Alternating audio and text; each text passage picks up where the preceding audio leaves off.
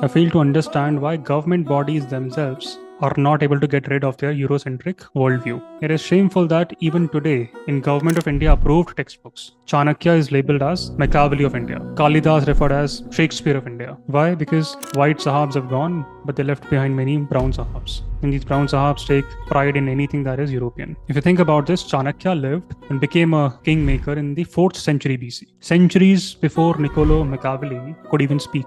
How can you yourself reduce Chanakya's rich, complex contribution to a Western equivalent? Why should Indians understand and learn their own history via Western lens? Why are we ashamed to appreciate our own role, our own influences in context to our own civilization? If you think about this, by shamelessly calling Kalidas, you are not honoring Kalidas. You're just looking for validation from Western world. You are overshadowing Kalidas's originality. Why call him Kalidas, Shakespeare of India? It essentially means that Kalidas was a ripped off version of Shakespeare, was he? On our own, we imply that Kalidas's genius is lesser version of Shakespeare. This Eurocentric worldview is plague. I was talking to an Indian diplomat on a topic of Israel-Palestine. He said that whatever is happening in Middle East is problematic for India. And I was like, why are we using this American language? It may be Middle East for them, for Americans, but for us Asians, what is that? West Asia. Why even look at geography from European lens? And throughout, geography will come across many such examples. We want to be Vishwaguru, right? We don't say that we want to become America of South Asia. No. Why? Because we have our own identity. But whatever, it is sad that from Incredible India page, these incredible snippets of Gandhi Kota goes out with a subtitle that it's the Grand Canyon of India. In just 1 second, we showcase that we are not original, we are the Chinese ripoff.